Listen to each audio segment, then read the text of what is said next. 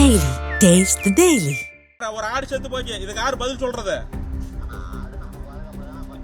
ஆமா, அப்புறம் நான் என் இதுக்கு தான். அப்புறம் எங்காட்டுக்குள்ள எதுக்கு நாய் வந்தது? தெரு நாய் எல்லாம் எதுக்கு வந்தது? இப்ப நானா கொண்டாந்து விட்டேன்.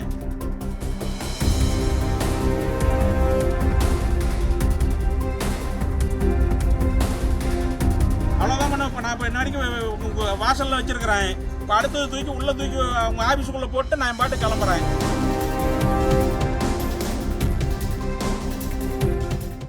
சார், அதான் வீடியோ அவங்க யாராச்சும் வருவாங்களா வரமாட்டாங்களா? சரி, ஆபீஸ்ல வேற யாருமே இல்லைங்களா? சரிங்க, இப்போ மீட்டிங் ஏங்க மீட்டிங்கோட இப்போ ஒரு விவசாயினுடைய ஒரு வாழ்வாதாரம் போயிருச்சே, நம்ம போராடிட்டு இருக்கிறோம். இப்போ நீங்க வந்து மீட்டிங்னு போனா என்னங்க அர்த்தம்? இப்போ ஒரு ஆடு செத்து போச்சு, இதுக்கு யாரு பதில் சொல்றது? ஆமா, அப்புறம் நான் என் இதுக்கு தான். அப்புறம் எங்காட்டுக்குள்ள எதுக்கு நாய் வந்தது? தெரு நாய் எல்லாம் எதுக்கு வந்தது? இப்போ நானா கொண்டாந்து விட்டேன். சொல்லுங்க. இப்போ என்ன நாய்? இப்போ என்ன நான் கொண்டாந்து விட்டு கடிக்க வச்சிருந்தேன் நான் நாயா? வேற பஞ்சாயத்துல அப்ப நீங்க எல்லாம் எதுக்கு தான் இருக்கிறீங்க? எங்களுக்கு மக்களுக்கு சேவை செய்யறதுக்கு தான் இருக்கிறீங்க. அதை முதல் தெரிஞ்சுக்குங்க. இப்ப நான் 3 மாசத்துக்கு முன்னால இருந்து கம்ப்ளைண்ட் கொடுத்துட்டு இருக்கிறேன். நாய் பிரச்சனை இருக்குது, நம்ம ஊர்ல நாய் பிரச்சனை இருக்குதுன்னு சொல்லி கொடுத்துட்டு இருக்கிறேன். இன்னைக்கு வரைக்கும் எதுவும் சட்டையே பண்ணல, கண்டுக்க மாட்டேறீங்க. அப்புறம் பூ வந்து நாய் செத்து போச்சுன்னு சொல்லி கொண்டாந்து வச்சிருக்கிறேன், ஒன்றும் கண்டுக்க மாட்டேன் அப்படின்னா என்ன அர்த்தம்? யாரும் வரமாட்டேங்கன்னு அப்படின்னு என்ன அர்த்தம்? உங்க ஆபீஸ்லயே நான் வச்சுட்டு போயிடுறேன். அவ்வளவுதான், நீங்க என்னமோ பண்ணிக்கங்க. நான் ஆபீஸுக்குள்ள உள்ள எடுத்து போட்டு போயிட்டே இருக்கிறேன். அவ்வளவுதான் பண்ண. இப்ப நான் இப்ப என்ன வரைக்கும் வாசல்ல வச்சிருக்கிறேன். இப்ப அடுத்தது தூக்கி உள்ள தூக்கி அவங்க ஆபீஸுக்குள்ள போட்டு நான் என் பாட்டு கிளம்புறேன்.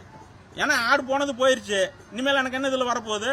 ஏதோ குட்டி போட்டிருந்தேன்னா ஏதோ குட்டியாவது எதுவுமே இல்லை, ஒண்ணுமே இல்லாத போயிருச்சு. சொல்லுங்க பார்க்கலாம். ஹலோ, ஏதாச்சும் பதில் சொல்லுங்க. எல்லாத்துக்கும் வணக்கங்க.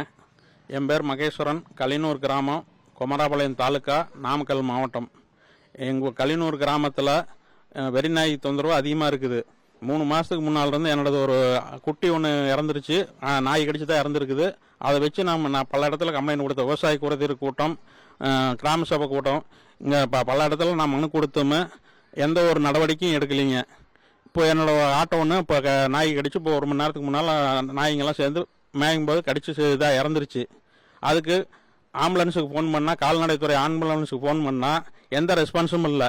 கேட்டால் ஆம்புலன்ஸில் வந்து ஊசி அதுக்குண்டான ஊசி இல்லைங்கிறாங்க. ஆனால் டாக்டருக்கு இது கொடுக்குறேன்னு சொல்லி லிங்க் கொடுக்குறேன்னு சொல்லி 1/2 மணி நேரம் வெயிட் பண்ணாங்க. உயிர் இருந்தது. அப்போது அந்த கூப்பிட்ட இதில் 1/2 மணி நேரமாக நான் ட்ரை பண்ணிக்கிட்டே இருந்து அந்த ஆடு இறந்துருச்சு. எனக்கு இது இழப்பீடுக்கு நிவாரணம் தேவைன்னு இந்த வாயிலாம் கேட்டுக்கிறேங்க. இது ஒரு 10-15 நாய் இருக்குதுங்க. இது கடிச்சது வந்து 10 நாயாட்டு இருந்ததுங்க. நான் போய் நாயை முடுக்கி விட்டு தான் போய் காப்பாற்ற போனேன். அதனால முடியலைங்க. இதோட ஒரு கிட்டத்தட்ட ஒரு 10-15 ஆடுக்கு மேலே இருக்குங்க. இதெல்லாம் ஒரு சரியான ஒரு விழிப்புணர்வு இல்லாதனால மக்கள் அது வெளியே இது பண்ண மாட்டேங்கிறாங்க. ஏதோ இதாகி போச்சு அப்படி இப்படின்னு சொல்லி அப்படியே எடுத்து இது பிதைச்சிடுறாங்க. 1 ஆடு 2 ஆடுங்கிறதுனால இப்படியே ஒவ்வொரு பட்டிக்கும் இப்படி ஒவ்வொரு ஆடு 2 ஆடு போயிட்டு இருக்கிறதுனால ஒரு பெருசாக இதாகிறது இல்லை. அதிகாரிங்க எல்லாம் வந்து நாங்கள் இப்போ பிடிக்கிறோம்னு தான் சொல்கிறாங்களோ, இது வரைக்கும் எந்த இல்லை. இப்போ நான் மனு கொடுத்தது இப்போ போன வெள்ளிக்கிழமை விவசாய கூட்டத்தில் கூட சொல்கிறாங்க, உங்கள் மனு இது பதில் கொடுத்துட்டோம் அப்படின்னாங்க. பதில் கொடுத்துட்டுன்னு பார்த்தா என் மனு நிராகரிச்சிருக்கிறாங்க. இதுக்கு என்ன காரணம்னே தெரியல. 3 மாதத்துக்கு முன்னால் கொடுத்த மனுவை இப்போ எதுக்கு 3 மாதம் கழிச்சு நிராகரிக்கிறீங்க? இதுக்கு ஒன்றும் தெரியல. விவசாயி விட்டு என்ன இது பண்ணுறாங்க?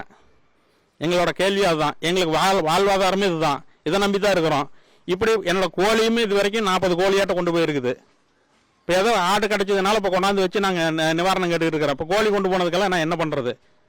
எந்த ஒரு அதிகாரியும் நாமக்கல் மாவட்டத்தில் கலெக்டராக இருக்கிறாங்க, கலெக்டருங்கிற பேரில் தான் இருக்கிறாங்களோ ஒழிய இன்னைக்கு வரைக்கும் விவசாயிகளுக்கு ஒரு நடவடிக்கையும் எடுக்கிறது இல்லை. எந்த ஒரு இது பண்ணாலும் பேரளவுக்கு தான் விவசாய கூட்டங்கிற பேரில் நடத்துகிறாங்களோ ஒழிய இன்னைக்கு வரைக்கும் நாமக்கல் கலெக்டரெல்லாம் ஒன்றுமே பண்ணல. என்னத்தை இது பண்ண போகிறாங்க? இப்படியெல்லாம் நாங்கள் நாய் இது இருக்குன்னு 3 மாதத்துக்கு முன்னால் இருந்து நாங்கள் மனு கொடுத்து இது பண்ணியிருக்கிறேன். இது பண்ண முடியல. இப்போ கடைசி என்னடதே இதாகி போச்சு. இப்போ இதுக்கு மேலேயும் என்னங்க இதுக்கு எல்லாமே அதிகாரிங்க வந்து எனக்கு பதில் சொல்லட்டுங்க.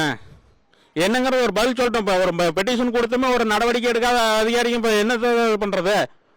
இப்போ சாதாரண ஒரு விவசாயிக்கு இந்த நிலைமைனா நாளைக்கு மக்களுக்கெல்லாம் என்ன பாதுகாப்பு இருக்குது? என்னங்க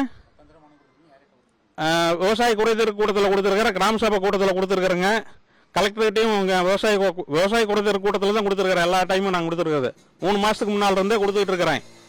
இன்னைக்கு வரைக்கும் எந்த ஒரு இதுவுமே இது இல்லை.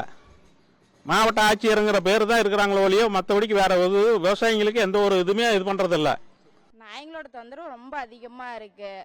நாங்கள் இருக்கிறது பெரியமாரிங்களுக்கு பின்னாடி இருக்கணும். அந்த பின்னாடி நாய்ங்க தொல்லை பயங்கரமாக இருக்குது. குழந்தைங்கெல்லாம் ரோட்டில் நடக்க முடிய மாட்டேங்குது. பெரியவங்களையே பிடிச்சி துரத்துது. எந்த ராத்திரி அன்னி டைம் விடியாகால எந்திரிச்சு போனாலும் நாய் பின்னாடியே துரத்துது. அதுக்கு யாருமே எந்த ஸ்டெப்புமே எடுக்க மாட்டேங்கிறாங்க. இப்போது எல்லாம் தண்ணி வர பிரச்சனையாக இருக்குங்களா, தண்ணி எடுக்கிறதுக்கும் வழி இல்லை. தண்ணி எடுக்கிறதுக்கு நாங்கள் பெரியமாரிங்களுக்கு தான் வரணும். அங்கே வர வழியிலையுமே நாய்ங்கெல்லாம் துரத்துதுங்க, பிடிக்குதுங்க. குழந்தைங்கள வீட்டில் விட்டவும் முடிய மாட்டேங்குது. எல்லாம் லைனுக்குள்ளே வருதுங்க. அது யாருமே எதுவுமே ஸ்டெப் எடுக்க மாட்டேங்கிறாங்க. அது என்ன, நீங்கள் தான் பார்த்து ஸ்டெப் எடுக்கணும்.